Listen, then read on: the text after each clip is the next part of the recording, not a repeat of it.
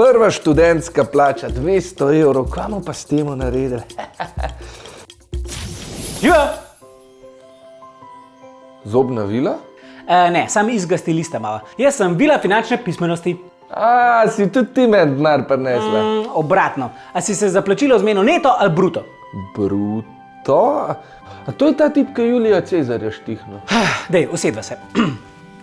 Torej, ko dobiš plačilo prek študenca, del tega delodajalec odvede tudi za prispevke in davke. Bedno. Ne, nikakor, to je ful dobro. To je skupno dobro. Recimo, a imaš rad žure?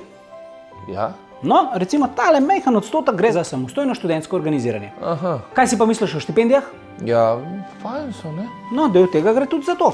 Pa nekaj gre za tvojo bodočo pokojnino, a ne? Pa za zdravstveno zavarovanje, ne smemo pozabiti. Pa seveda nekaj majhnega, če se slučajno poškoduješ pri delu. Jaz sem programer drugače. Ja, dobro, no, lahko si prst pahneš ali pa ne vem kaj. No, in kar ostane je tvoj neto zaslužek. Evo, in zdaj si finančno pismen. Zakaj pa to zdaj? Veš, moraš se pa paziti tudi finančnih prevarantov. Ampak to je že lekcija za naslednjič. Adijo! Čakaj, ti sploh nisi vila! Počak! Preveri projekt finančnega opismenjevanja Bodifin, ki ga organizirata Banka Slovenije in Ministrstvo za finance.